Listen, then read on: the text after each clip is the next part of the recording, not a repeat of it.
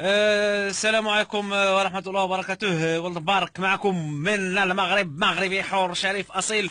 واللي حبيت نقول واخا تمشوا للرباط وتمشوا لواشنطن وتمشوا لفين ما بغيتوا تمشوا، سيروا لجهنم، سيروا للجنة، سيروا ما عرفت كاع فين تمشوا، سيروا للبحر الميت، ديروا المظاهرات، ركبوا الكيران، ركبوا الرموكات، ركبوا الطوبيسات، ركبوا اللي عجبكم، ركبوا الحمير، ركبوا البغال، ركبوا بنادم اللي بغيتوا تركبوا ركبوه. المهم واخا ديروا ما ديروا، خليونا من ذاك السياسه ديال الاستحمار وديك البلبله ديالكم بلا بلا، وجيبوا الشيخات والشطيحور، داكشي اللي ما كاين منه والو. خليو الصحراويين يقروا المصير ديالهم ولا بديل عن تقرير المصير. خليو الناس ساعة الصحراء الله يعطيهم الصحه والجهاله، حتى بلاد ما تشدهم. الصحراء راه ديالهم، هذه سنين وسنين، من 1700 و700 من العهد ديال السلاطين والملوك ديال المغرب القدام. اش نقول لكم، راه كانت صحراء غربيه، كانوا فيهم الناس صحراء، كانوا في الناس صحراويين، كانوا عايشين في ديك الارض. وانتم تجيتوا في 2016 وكديروا المسيرات و40 سنه وانتم كتفوضوا. لو كانت صحراء هذه ديال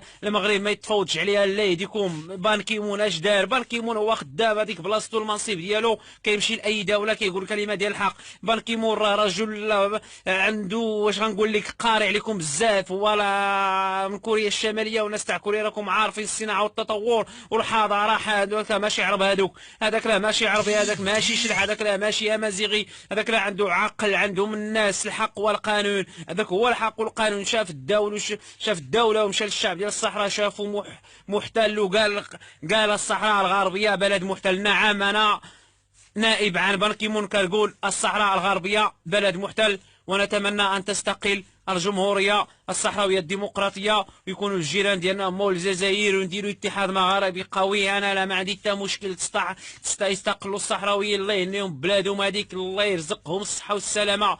حنا خاوه، حنا خلينا من دوك الانظمه. النظام هو العدو ديالنا، النظام اللي هو دائما العدو ديالنا فيما مشينا. والسلام عليكم. انا جيتكم من الاخر، لا ما كاين لا بديل عن تقرير المصير، ما كاين لا حكم ذاتي، لا حكم صحي، لا حكم والو. داك الشيء ركدوا بداك الشعار السياسه ديال المخزن.